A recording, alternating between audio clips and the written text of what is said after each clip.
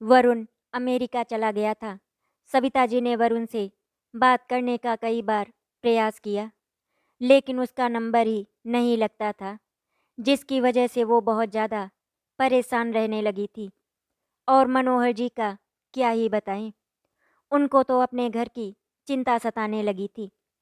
जब मनोहर जी घर पर लोन की सविता जी से बात करते, तो सविता जी उनसे कहती, आप परेशान मत हो, वरुण फ़ोन नहीं उठा रहा तो क्या हुआ, वो घर पर लोन की किस्त भरता रहेगा। मैं अपने बेटे को बहुत अच्छी तरह से जानती हूँ, लेकिन पता नहीं क्यों मनोहर जी को वरुण पर बिल्कुल भी भरोसा नहीं था। वरुण ने 1-2 लोन की किस्त भर दी थी, इसीलिए मनोहर जी निश्चिंत हो गए थे। कुछ समय के बाद 70 वर्षीय मनोहर जी हाथ में लिफाफा लिए हुए घर में घुसे। उनकी पत्नी सविता जी लिफाफा देखते ही बहुत खुश हो गईं और मनोहर जी से बोली, वरुण की चिट्ठी आई है क्या? उसने कुछ बताया कि वो कब आ रहा है? परंतु मनोहर जी के उदास चेहरे पर निगाह पड़ते ही सविता जी चिंतित हो उठी। क्या हुआ? तबीयत तो ठीक है, आपका चेहरा क्यों इतना उतरा हुआ है? पत्नी के सारे प्रश्नों को नजरअंदाज करते हुए मनोहर जी सोफे पर धंसकर बैठ गए। उनका चेहरा नीचे झुका हुआ था और दोनों हाथ उनके सिर पर थे। पति का गमगीन चेहरा देखकर सविता जी परेशान हो गई। सविता जी समझ गई थी कि जरूर कोई बहुत बड़ी बात है, इसीलिए वो भागकर रसोई में गई और मनोहर जी के लिए एक गिलास पानी ले आईं। मनोहर जी ने पानी पिया। उसके बाद सविता जी ने उनसे पूछा, मनोहर, क्या बात है, कुछ तो बोलिए। आपको इस तरह से परेशान देखकर मुझे बहुत चिंता हो रही है। मनोहर जी को समझ में नहीं आ रहा था कि वो सविता को क्या बताएं। कुछ सोचने के बाद मनोहर जी रोआ से होकर बोले, सविता, बैंक से मकान की नीलामी का नोटिस आया है। तुम्हारा लाडला राजकुमार इस मकान के ऊपर बैंक से लोन लेकर अमेरिका गया है ना। उसने लोन की सिर्फ 2 ही किस्तें भेजी है, उसके बाद उसने कुछ नहीं किया। अरे नालायक, अगर किस्त नहीं भर पा रहा था तो कम से कम मुझे बताया तो होता। तुम्हें पता है सविता, तुम्हारे लाडले बेटे ने अपने बाप को हथकड़ी पहनाकर जेल भेजने का पक्का इंतजाम कर दिया है। तुमको बहुत घमंड था ना अपने बेटे पर। सविता, हमारी औलाद ने हमें कहीं का नहीं छोड़ा। बड़े घमंड और शान से तुम कहा करती थी ना कि एक दिन तुम राज करोगी अपने बेटे के पैसे पर।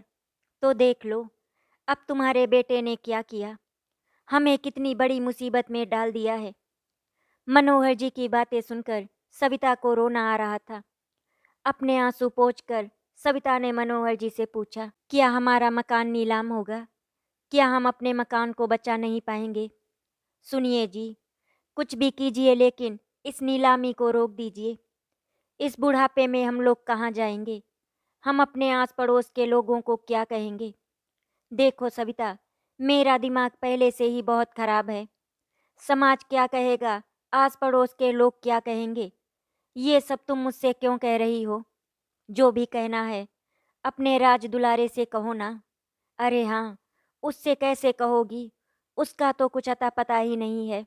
मनोहर जी बहुत गुस्से में बोले। उसकी राह देखते देखते तो आंखों की रोशनी भी चली गई। अब तो आंखों के आंसू भी सूख चुके हैं। सुनिए जी, इस तरह से गुस्सा मत कीजिए, शांत हो जाइए।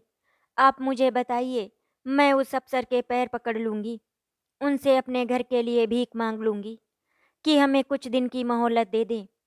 इस बुढ़ापे में बताओ भला मैं कहाँ भटकूंगी? सविता, अब चुप हो जाओ। आज यहाँ पर जो भी हो रहा है, ये सब तुम्हारा ही किया धरा है। तुम्हारी ही बातों में आकर आज मुझे ये दिन देखना पड़ रहा है। मनोहर जी गुस्से में बोले। फिर वे मन ही मन में बुदबुदाए, झूठे के झांसे में पड़कर सब कुछ बर्बाद हो गया। वो आदमी भी मुझसे पैसे खाता रहा, कहता था कि सर, आप निश्चिंत रहिए, मैंने आपकी फाइल नीचे दबा दी है, अब किसी अफसर की निगाह भी उस पर नहीं पड़ सकती। वैसे तो मैंने आपका जिंदगी भर का इंतजाम कर दिया है और जब भी आपके पास रुपए हों तो लोन चुका देना और अपना घर बचा लेना। अभी 10 दिन भी नहीं हुए उसको 1 लाख रुपए दिए हुए और नीलामी का नोटिस आ गया। झूठा मक्कार, 1 लाख रुपया भी खा गया मेरा और कुछ करा धरा भी नहीं। पत्नी को रोते देखकर मनोहर जी खिसिया कर बोले, सविता शांत हो जाओ, अब सब कुछ ऑनलाइन हो गया है, इसीलिए कोई कुछ भी नहीं कर सकता। सविता जी चुपचाप बैठी रहीं। उसको अपने चारों ओर अंधकार दिखाई पड़ रहा था। अंधेरे में तीर मारते हुए मनोहर जी ने अपने 2-4 परिचितों को फोन मिलाया, परंतु किसी से अपनी समस्या कहने की हिम्मत नहीं जुटा पाए। फिर सविता जी के जहन में बार बार बेटी की तरह ननद पूर्णिमा का चेहरा याद आ रहा था। अपने बेटे के मोह में सविता जी अंधी हो गई थी। उसे अपने बेटे के अलावा कोई और दिखाई नहीं देता था। बेटे के घमंड में सविता जी पूर्णिमा को न जाने क्या क्या कह बैठी थी। मनोहर जी ने जब उनको समझाने की कोशिश की थी तो वो उनसे भी उलझ बैठी थी। पूर्णिमा की कही हुई बात 100% सही निकली। उसकी कही हुई बात सविता के दिल पर हथौड़ी सी हमेशा चोट करती रहती है। भाभी, अब समय बदल गया है। बेटे बेटी में अब कोई फर्क नहीं रह गया है। जिस बेटे को लेकर आप उसकी रात दिन माला जपती रहती हैं, जिस तरह के उसके लक्षण हैं ना, मुझे तो नहीं लगता वो कभी भी आप लोगों के लिए कुछ कर पाएगा। कभी कभी उसको देखकर ऐसा लगता है कि कहीं वो आप लोगों को बर्बाद ना कर दे। जब एक दिन पूर्णिमा आई थी तो वो सविता जी को आगाह करके गई थी कि भाभी, आपका बेटा बिगड़ रहा है, अपनी आंखों के ऊपर से पट्टी खोलिए।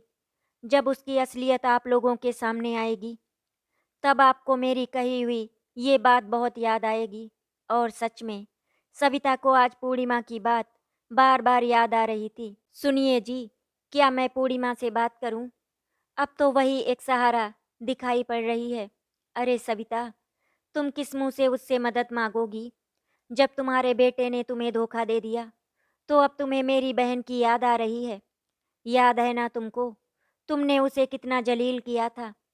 यहाँ तक कि तुमने तो मेरा राखी का रिश्ता भी उससे तुड़वा दिया था। और आज जब तुम्हें जरूरत है तो उसकी याद आ रही है। एक बात समझ लो मेरी सविता, पैसा बड़ी बुरी चीज है। मदद मांगते ही अपने भी पराये हो जाते हैं। और वैसे भी तुम तो मेरी बहन पूर्णिमा को अपना दुश्मन मानती थी। फिर अचानक से आज तुमको क्या हो गया कि तुम्हें पूर्णिमा दिखाई दे रही है? सविता अपने आंसू पोंछ कर बोली, मनोहर, हम लोग पूर्णिमा से अपना लोन चुकता करने को कहेंगे। फिर ये घर उसी के नाम कर देंगे और हम लोग किराएदार की तरह उसे हर महीने किराया दे दिया करेंगे। वाह सविता, तुम्हारा दिमाग तो अब काम करने लगा है। वैसे मैं नाराज तो तुमसे अभी भी हूँ। सविता, तुम्हारा प्लान तो अच्छा है, लेकिन उसने मना कर दिया तो? क्योंकि तुम बहुत अच्छी तरह से जानती हो कि उसके पास मना करने का कारण है। हाँ, मैं जानती हूँ। मैंने उसके साथ बहुत बुरा किया, लेकिन मुझे नहीं लगता कि वो हमें मना करेगी। जहाँ तक मैं उसे जानती हूँ, वो तो मेरा भला ही चाहती थी। बुरा व्यवहार तो मैंने किया था उसके साथ। इस समय उसके लिए 10 लाख रुपए कोई बड़ी रकम नहीं है। अगर वो हमारी मदद कर देगी तो हम लोगों की इज्जत सरेआम नीलाम होने से बच जाएगी और घर की चीज घर में ही रह जाएगी। किसी को इस बारे में कुछ भी पता भी नहीं चलेगा। मैं एक दिन जब उधर से निकल रही थी तो अनुपमा ने मुझे पूर्णिमा की कोठी दिखाई थी। आजकल पूर्णिमा के बंगले की चर्चा पूरे मोहल्ले में हो रही है। सविता प्लीज, इस समय चुप हो जाओ। मोहल्ले वाले क्या कह रहे हैं क्या नहीं, मुझे उससे कोई मतलब नहीं।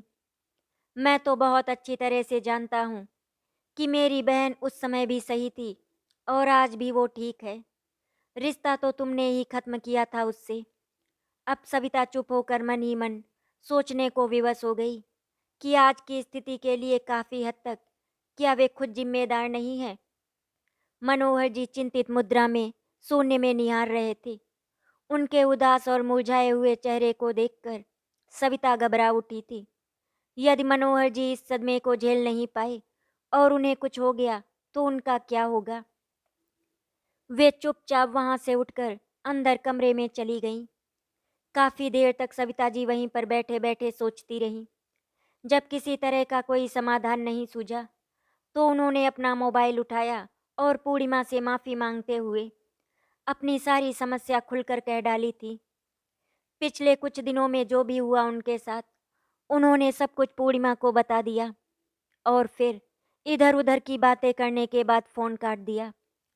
पूर्णिमा को अब सब कुछ बताने के बाद सविता जी अपनी ननद पूर्णिमा के उत्तर की प्रतीक्षा कर रही थी। फिर मनोहर जी का ध्यान आते ही वे ग्लास में दूध लेकर आईं। मनोहर जी ने दूध की ओर निगाह उठाकर भी नहीं देखा। जब उन्होंने कुछ खाया पिया नहीं तो फिर भला सविता क्या खाती। पति पत्नी दोनों ही भविष्य के अंधकार की लालिमा की चिंता के कारण एक दूसरे की ओर पीट करके लेट गए। थके हुए मनोहर जी कुछ देर में खर्राटे भरने लगे थे, परंतु निराशा की गर्त में डूबी सविता अतीत के पन्नों को पलटने में उलझ गई थी। पूर्णिमा उनकी छोटी और बहुत ही प्यारी ननद है, जिसकी शादी करने में मनोहर जी ने अपना सब कुछ लुटा दिया था।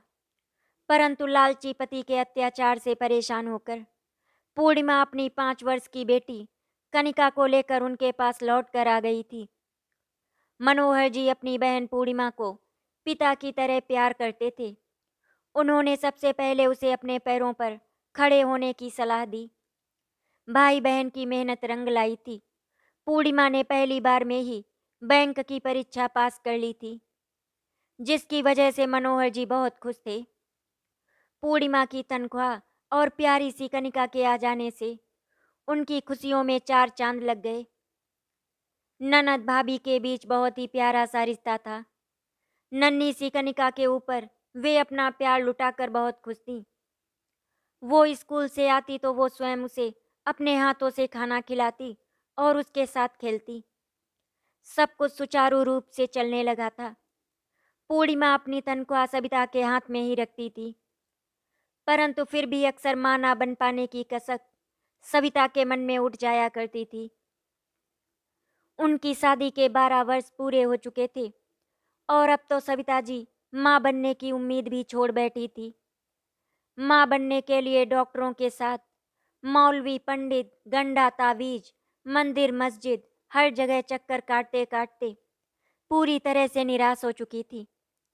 कनिका का साथ पाकर सविता जी अपने गम को अब काफी हद तक भूल बैठी थी, परंतु कुछ दिनों से उन्हें चक्कर और मितली की शिकायत रहने लगी थी। पूर्णिमा ने कई बार देखा कि उसकी भाभी की तबीयत ठीक नहीं है, तो फिर एक दिन पूर्णिमा ही उन्हें जबरदस्ती डॉक्टर के पास ले गई थी। डॉक्टर ने सविता जी के कुछ टेस्ट करवाए, जिसमें पता चला कि वो मां बनने वाली हैं। ये जानकर सविता जी खुशी के मारे फूली नहीं समा रही थी। पूर्णिमा ने भाभी की सेवा में रात दिन एक कर दिया था। उन्हें बिस्तर से जमीन पर पैर भी नहीं रखने दिया था, जैसे एक माँ इस समय अपनी बेटी का ख्याल रखती है। पूर्णिमा ने बिल्कुल सविता की माँ की तरह उसका ध्यान रखा। पूर्णिमा सविता की छोटी से छोटी बात का ख्याल रखती थी। नौकरी के साथ साथ उसने पूरे घर को बहुत अच्छे से संभाल कर रखा था। सविता जी को कोई भी तकलीफ नहीं होने दे रही थी। और फिर जिस घड़ी का हम सबको इंतजार था, वो घड़ी भी बहुत जल्दी आ गई थी, जब सविता एक प्यारे से बेटे की माँ बन गई थी। बेटा होने के बाद सविता की देखभाल के लिए उसकी मम्मी आ गई थी। मनोहर जी, अब तो आपको बहुत ही खुश होना चाहिए, क्योंकि बेटा तो पढ़ लिख कर बड़ा आदमी बन जाएगा। फिर तो आपके एक अलग ही ठाट बाट होंगे। अपने बेटे की शादी में मनचाही रकम भर के चेक कैश करवा लेना। जब सविता ने अपनी मम्मी के मुंह से ये सारी बातें सुनी तो उसकी आंखों में एक अलग ही चमक आ गई थी। वे बात बात पर बेटा बेटा कर रही थी, जिसकी वजह से अब सविता को भी बेटा होने पर घमंड होने लगा था। सुख का समय कब पंख लगाकर उड़ जाता है पता ही नहीं चलता। धीरे धीरे बेटा बेटी करते करते समय गुजरने लगा। अब सविता कभी कभी पूर्णिमा को उसको बेटी होने पर ताना मारने लगी थी, लेकिन पूर्णिमा अपनी भाभी की बातों को नज़रअंदाज कर दिया करती थी। वो अपने काम से काम रखती थी उसकी भाभी उससे क्या कह रही हैं, पूर्णिमा को उससे कोई लेना देना ही नहीं था। वरुण भी अब स्कूल जाने लगा था। पूर्णिमा की बेटी कनिका 5वीं क्लास में आ गई थी। वो हर बार अपनी कक्षा में प्रथम आती, जिसकी वजह से सब कनिका की बहुत तारीफ करते थे। कनिका बहुत ही संस्कारी बच्ची थी। वो सबसे बहुत अच्छे से बात करती थी, इसीलिए स्कूल के सभी शिक्षक उससे बहुत प्यार करते थे। कभी स्पोर्ट्स में तो कभी डिबेट में कनिका मेडल लेकर आने लगी थी। ये बात कहीं न कहीं सविता जी बर्दाश्त नहीं कर पा रही थी। वरुण भी पहली कक्षा में आ गया था, परंतु वो अपनी माँ के लाड प्यार में बहुत ज़्यादा बिगड़ता जा रहा था। मनोहर जी से लड़ झगड़ कर सविता उसे ट्यूशन भेजने लगी थी।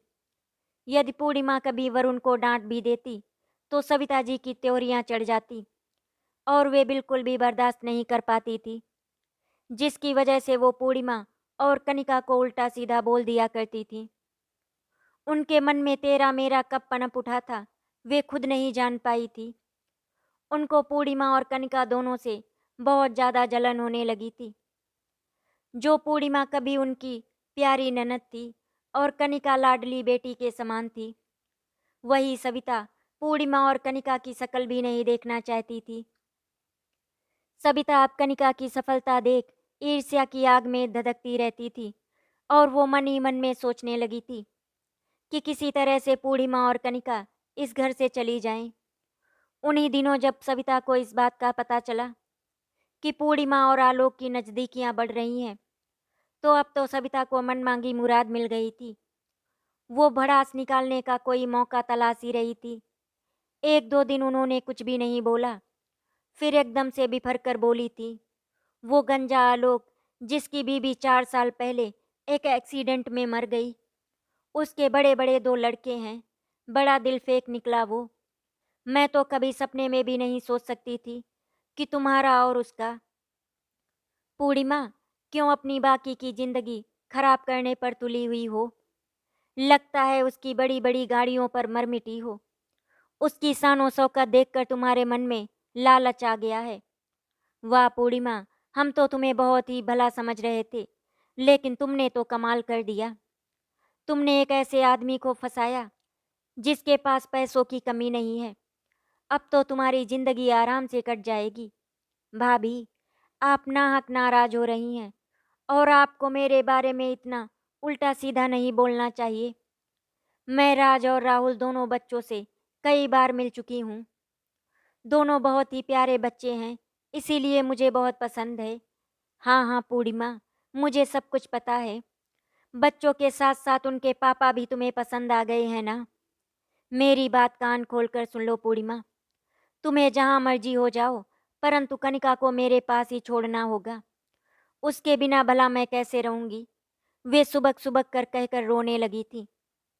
अब सविता जी सच में रो रही थी या फिर रोने की एक्टिंग कर रही थी, ये तो सिर्फ वही जान सकती हैं।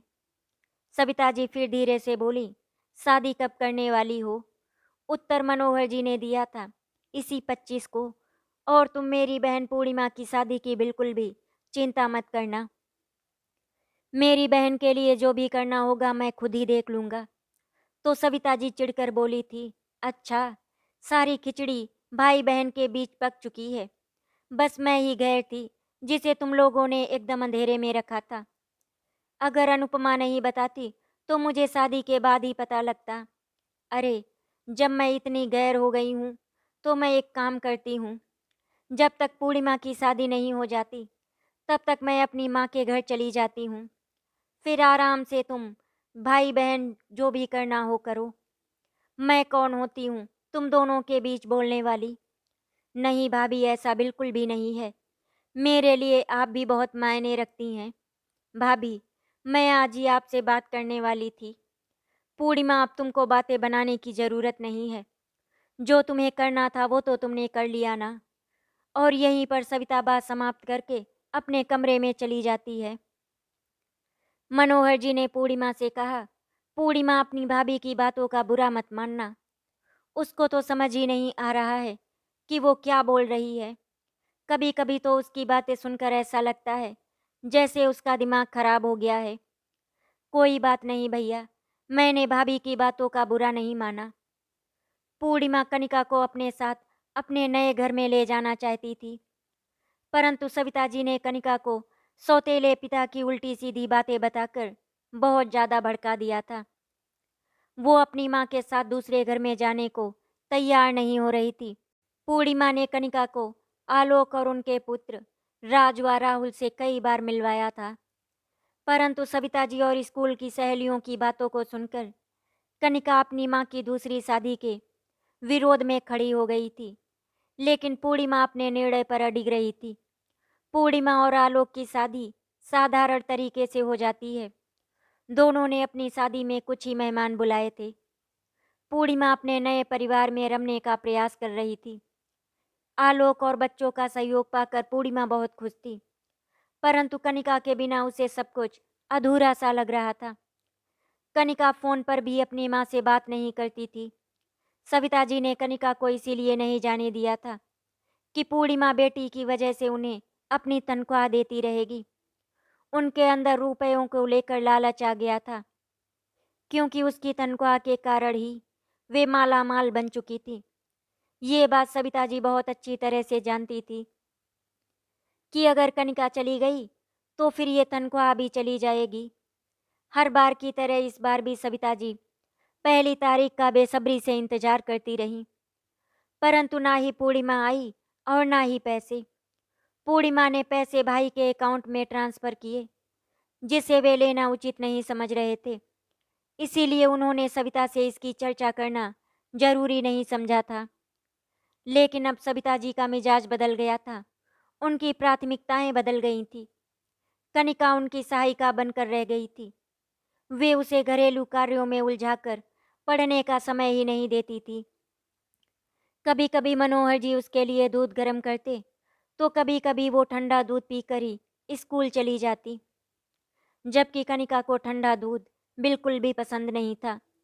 उसे टिफिन में ताजे नाश्ते के स्थान पर बिस्किट या ब्रेड मिलने लगी थी। स्कूल यूनिफॉर्म अक्सर प्रेस भी नहीं होती थी। जूते में पॉलिश मुश्किल से वो कभी कभी कर पाती थी।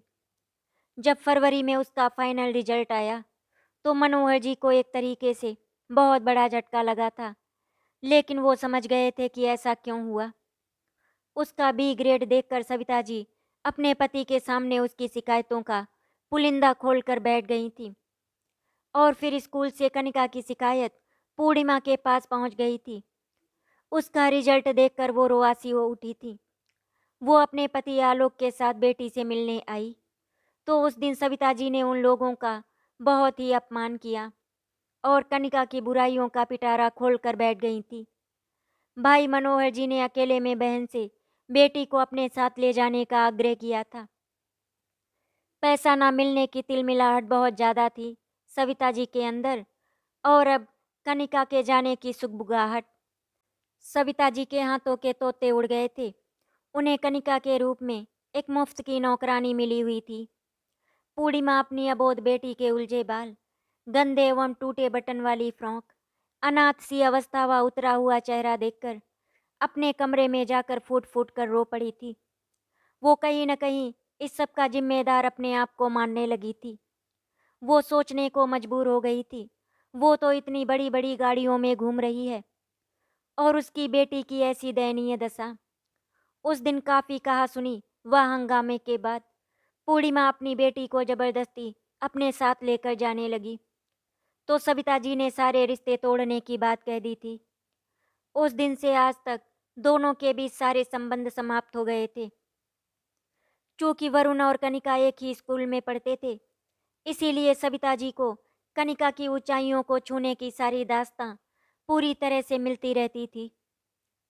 वरुण ट्यूशन के सहारे बस पास भर होता रहा। आलोक ने कनिका को इतना प्यार दिया कि वो उसे अपना पापा मानने लगी। इधर वरुण सविता जी के प्यार में पूरी तरह से बिगड़ गया था। उसे हर चीज़ ब्रांडेड चाहिए होती। सविता जी हमेशा से चाहती थी कि उनका बेटा विदेश में जाकर डॉलर में कमाई करे। अपनी इच्छा पूर्ति के चक्कर में सविता जी को इंजीनियरिंग के एडमिशन के लिए अपने प्रोविडेंट फंड से बड़ी रकम निकालकर डोनेशन के लिए देनी पड़ी थी। मनोहर जी एक बड़ी दुकान में सेल्समैन ही तो थे। कभी बेटे के लिए बाइक जरूरी हो गई थी, तो कभी नए मॉडल का एंड्रॉयड फ़ोन, तो कभी ब्रांडेड गॉगल्स। प्राइवेट कॉलेज की फीस और बेटे का लंबा चौड़ा हाथ खर्च देते देते उनके फंड से काफ़ी कुछ निकलता जा रहा था। सविता जी अपने सपनों में डूबी हुई थी। अरे आप क्यों परेशान हो रहे हैं? मेरा बेटा है ना, वो एक दिन सब सही कर देगा। आप बिल्कुल भी चिंता मत करें। उसकी शादी में मनचाही रकम भरकर वसूल लेना। वो अमेरिका जाकर इतने डॉलर कमाएगा कि आप रुपए गिन भी नहीं पाएंगे। तभी मनोहर जी नाराज होकर बोले थे, हवा में मत उड़ो सविता। अब समय बदल गया है। दहेज के बारे में सोचना भी अपराध है। एक दिन अपने मित्रों के सामने वे अपने दिल का दर्द उड़ेल रहे थे। आजकल बच्चों की पढ़ाई में जितना खर्च हो जाता है, उतने में तो बेटी का ब्याह भी हो जाए। मनोहर जी की ये बात सुनकर सभी जोर से ठहाका लगाकर हंस पड़े थे। तभी एक मित्र ने कहा था, बात तो सही कह रहे हो मनोहर जी, पर आजकल लड़कियां भी तो बेटों के बराबर ही पढ़ती हैं। अब मेरी बेटी भी इंजीनियरिंग कर रही है। वो तो गवर्नमेंट कॉलेज में पढ़ रही है और उसे स्कॉलरशिप भी मिल रही है। उसका तो कैंपस सिलेक्शन भी हो गया। जिसके घर जाएगी पैसे से उसका घर भर देगी। मुझे तो मेरी बेटी की बिल्कुल भी चिंता नहीं है। आप तो बस अपने बेटे वरुण का देखो। मुझे तो नहीं लगता कि वरुण आगे चलकर कुछ कर पाएगा। वरुण का कैंपस सिलेक्शन नहीं हुआ था, उसे कॉल सेंटर में नौकरी मिली थी। अमेरिका के हिसाब से उसे रात में जाकर काम करना पड़ता था। वो शाम 7 बजे जाता था और सुबह 8 बजे लौट कर आता था। उसका शरीर रात की नौकरी नहीं झेल पाया था। वो बीमार होकर घर लौट आया। काफ़ी दिनों तक उसका इलाज चलता रहा। वहाँ पर उसके कई दोस्त बन गए थे, जो विदेशों में पढ़ाई के साथ साथ नौकरी भी कर रहे थे। वरुण भी अमेरिका जाने को उतावला हो उठा था। उसने जीआरई के लिए तैयारी करनी शुरू कर दी। कोचिंग और फीस उसने स्वयं ही दी थी। उसने 2 बार जीआरई की परीक्षा दी, परंतु असफल रहा था। वहीं पर वो उन दलालों के चंगुल में फंस गया, जो ठेके पर लड़कों को अमेरिका, इंग्लैंड और ऑस्ट्रेलिया भेजते थे। वे लड़कों को अपने जाल में फंसाने के लिए सारे हथकंडे आजमाया करते थे। एक दिन वो अपने दोस्त सुधांशु को लेकर आया था।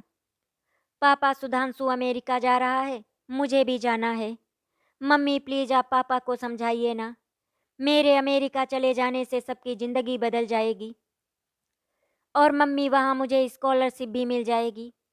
मैं वहाँ से पोस्ट ग्रेजुएट करके आऊँगा तो यहाँ मुझे बहुत बड़ा पैकेज मिलेगा।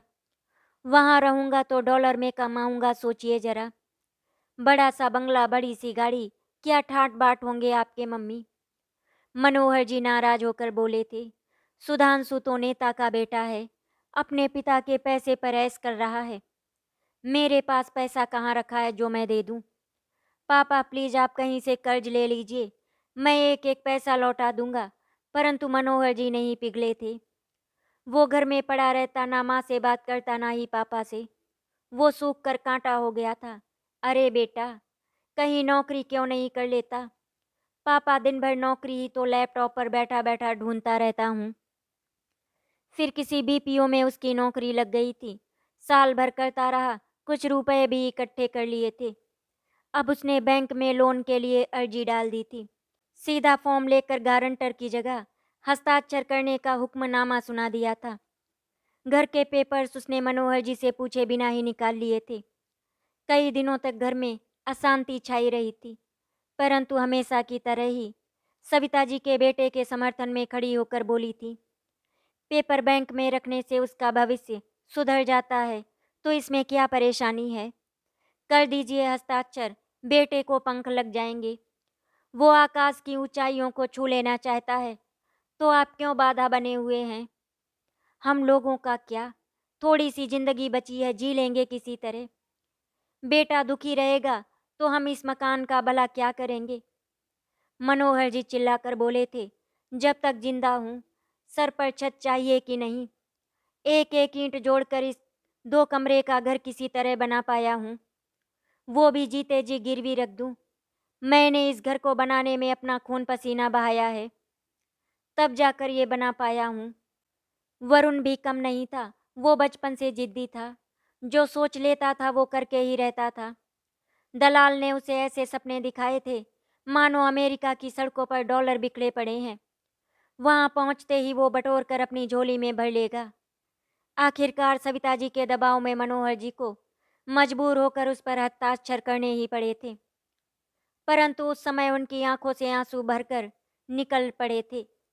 उस दिन सविता का भी मन बहुत खराब हुआ था, पर बेटे की खुशी के लिए वे सब कुछ करने को तैयार थी। आखिर वो उनका बेटा जो था। बैंक से 10 लाख रुपए लोन लेकर सविता जी ने वरुण को दे दिए थे। बेटे को खुश देखकर सविता जी को तसल्ली तो हुई थी, परंतु मनोहर जी उस रात खून के आंसू रोए थे। वरुण उसी दिन अमेरिका चला गया था। कुछ दिन फोन करता रहा, फिर जल्दी ही शायद वो वहां की अपनी रंगीन दुनिया में खो गया और माँ बाप घर द्वार सबको पूरी तरह से भूल गया था। आज सविता जी अपनी गलतियों पर पछता कर सिसक रही थी, परंतु अब पछताए होत क्या जब चिड़िया चुग गई खेत। तभी दरवाजे की घंटी बजी थी। उन्होंने घबरा कर घड़ी पर निगाह डाली। सुबह के 6 बजे थे। सविता जी ने उठकर दरवाजा खोला तो सामने पूर्णिमा खड़ी थी। वे उससे लिपटकर जोर जोर से सिसक पड़ी। भाभी, आपने फोन करने में इतनी देर क्यों कर दी? आप मुझे ये बात पहले भी बता सकती थी। पूर्णिमा, किस मुंह से मैं तुम्हें बताती? इतना सब कुछ होने के बाद तुमने मुझे वरुण को लेकर हमेशा समझाया, लेकिन मैंने उसके बदले में तुम्हें ही उल्टा सीधा बोल दिया। कई बार मैंने तुम्हें बेटी होने का ताना मारा था, लेकिन आज मेरे बेटे ने मुझे कहीं का नहीं छोड़ा। वो तो आराम से अमेरिका में अपने ऐसो आराम की जिंदगी जी रहा है और मैं बेघर होने की कगार पर खड़ी हूँ। भाभी, मेरे रहते हुए आप और भैया बेघर कैसे हो सकते हैं? आप दोनों ने जो मेरे लिए किया था, मैं उसे कभी नहीं भूल सकती। कभी कभी रिश्तों में मनमुटाव आ जाता है, लेकिन इसका मतलब ये नहीं कि रिश्ता ही खत्म हो जाए। भाभी, आप बिल्कुल भी परेशान मत हो। इस घर को मैं कभी नीलाम नहीं होने दूंगी। ये घर हमेशा आपका रहेगा। पूर्णिमा ने 10 लाख रुपए का चेक निकालकर अपनी भाभी के हाथों में रख दिया। उस चेक को देखकर सविता जी की आंखों में आंसू आ गए और उन्होंने जो पूर्णिमा के साथ किया था उसका उन्हें बहुत अफसोस हो रहा था। दोनों ने फिर से एक दूसरे को गले से लगा लिया। ये देखकर मनोहर जी खुश हो गए। सविता जी ने वो 10 लाख रुपए का चेक मनोहर जी को दे दिया और मनोहर जी ने बैंक में जमा कर दिया, जिसकी वजह से उनके घर की नीलामी रुक गई। इसीलिए कहते हैं कि कभी भी किसी चीज पर घमंड नहीं करना चाहिए। सविता जी को अपने बेटे के ऊपर बहुत ही घमंड था। आज उनके बेटे ने ही उनके घमंड को चूर चूर कर दिया। एक बार फिर से इनका रिश्ता मजबूत हो गया। सविता जी ने पूर्णिमा के पति और उनके बच्चों को अपना लिया। सब एक दूसरे के साथ बहुत खुश हैं। आशा करती हूँ आपको हमारी कहानी अच्छी लगी होगी। अगर आपको हमारी कहानी अच्छी लगी तो वीडियो को लाइक एंड शेयर करें, चैनल को सब्सक्राइब करें। वीडियो देखने के लिए आपका धन्यवाद।